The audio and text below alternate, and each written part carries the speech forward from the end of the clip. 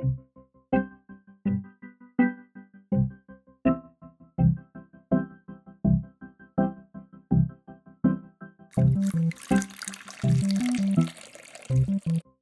everybody, this is Denny. And this is James from TDB, bringing you episode number 132. So today we have one of Scott's Yunnan Sourcing's fresh pressings, the Zao Qiao D, which is one of his Jinggu productions from this year. So he pressed, I think, 5 or 6 different teas from Jinggu this harvest. So I've had this once, and I enjoyed it.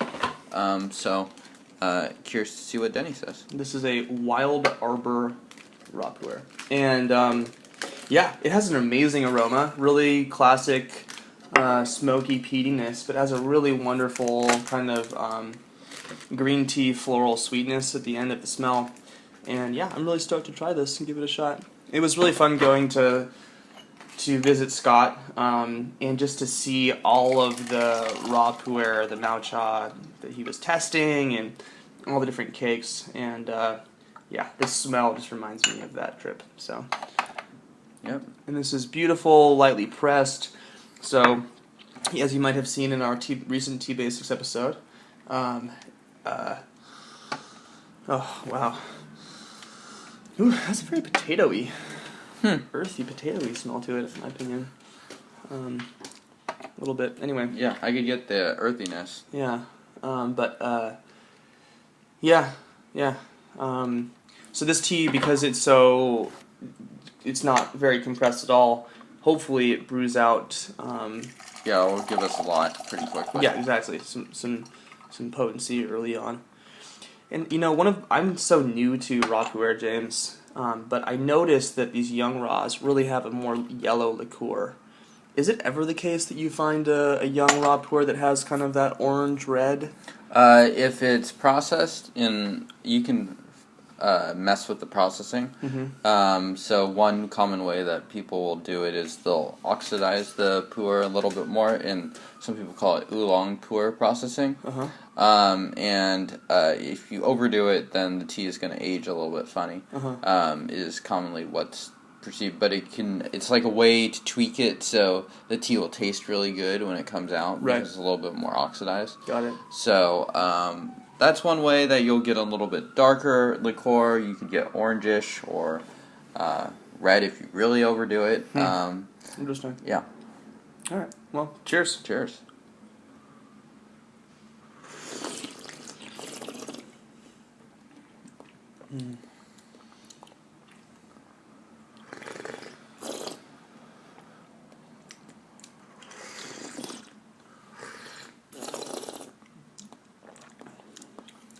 Wonderful. This reminds me so much of the pound cake. There's a little bit more oomph, a little bit more peat, and savory, which I really like. Actually, I find this to be I think really accessible, and it's got really great sweet flavors. It's got that hint of that medicinal raw pu'erh vibe, but not super strongly. Really tasty. I think for me, this tea is one of the more balanced ones for sure. I think it has sort of a light bitterness and light astringency. It's got good body to it. Smell that and tell me you don't smell potatoes. Okay. Don't do that. Don't do that. We're being filmed. Don't do that. Okay.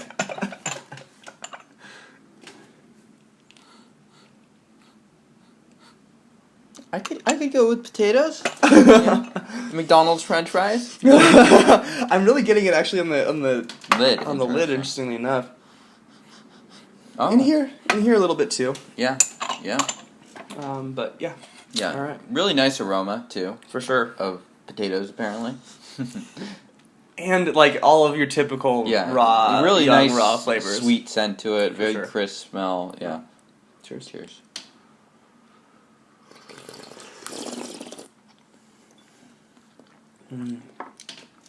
Texture is really coming through now.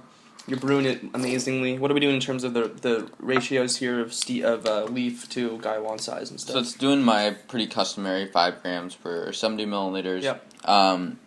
I think this tea has thickened up a little bit. For sure. A lot more astringent in this tea, and not necessarily in a bad way, in a very typical raw pu'er way. Yeah, although I don't think I wouldn't characterize it as very. I think it's just that flavor aspect is there for sure. But But it still has a lot of those young high notes and just. I think it's a soft overall flavor. Yep. And it's balanced out with a lot of sweetness, like you're saying, and as far as brewing, I'm not doing anything special. If you saw the pound cake episode where Denny broke it up into a very similar manner here. Yeah. Try not to get broken leaves, but assuming that it's not all that hard when you have teas that are lightly compressed, sort of like this.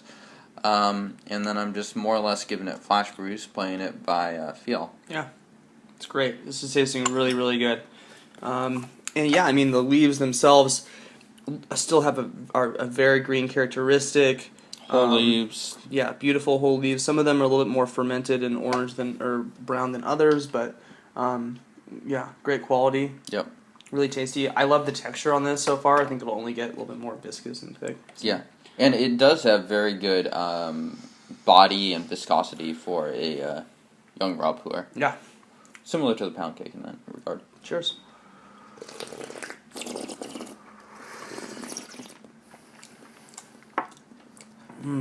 Little bit of nuttiness is what I'm getting here. A little bit more pungency. I'm getting a little more of the astringency to my tongue. It's just a wonderful, warming, blanket-esque tea. You know, in the sense that I feel like I'm putting on it's the wintertime and I'm putting on a blanket or something. Yeah, this is really great, actually. Really flavorful. It's got a little, the astringency is a little bit sharp. I'm left tasting a little more. Yep. And I wonder, and I would guess that steepings 5 onward are going to lose that characteristic. Maybe you'll lose a little bit of the peaty smokiness that's going to come with those sort of raw flavors, but with losing those and having those kind of drop out, having maybe a little bit more of the high notes and the sweetness come out. So. Yep. And in terms of aftertaste, like Denny's saying, the tea stays in your mouth. My cheeks are starting to feel a little bit flushed. And yeah, it's got a lot going on in that regard as well. I don't know what it's been, or why it took so long. How much more yellow that is. Really much more deep saturation of color. But I was saying, these teas are just so good to me now. And Frankly, I think a lot of it just depends on what sort of teas you are drinking and getting started with. I think it's easy. Like, it's kind of like if you buy cheap ripe pu'er, you go to maybe not even Chinatown, but some terrible place. Well, not terrible. Some place that doesn't specialize in pu'er, and you get some stanky-ass pu'er. And I feel like the equivalent for that with raw pu'er is a little bit trickier, because, like, this tea is bitter, that tea is bitter, but this is sort of, like, bitter in a very productive way, in a way that it actually tastes good. Right. So if you, like, get started with the wrong sorts of raw pu'er that's, like, bitter in, like, a way that doesn't taste good, which is, frankly, a lot of raw pu'er, too, similar to ripe pu'er, then it's easy to get sort of like being like, oh, well, in that case, I'm just going to drink ripe pu'er or something like that. I think it took teas like this that were fluffy and that I couldn't use too much leaf in the gaiwan to get accustomed to be able to start to appreciate those other pu'ers. And if you guys haven't checked out our episode, our Tea Basics episode on pu'er compression, please do so, because it was really informative for me to figure out that, oh my gosh, I've been overbrewing or overusing too much leaf for some of these teas, and that's why I'm not enjoying the tea. It's not because the tea is bad, it's because I simply am using way too much leaf. Yeah, and you know, I had a similar thing early on where I stopped using a scale for a while, and then, like, depending on the compression, it really could throw you for a loop. And I had a very terrible tea experience once where I just like overbrewed very low quality tea, and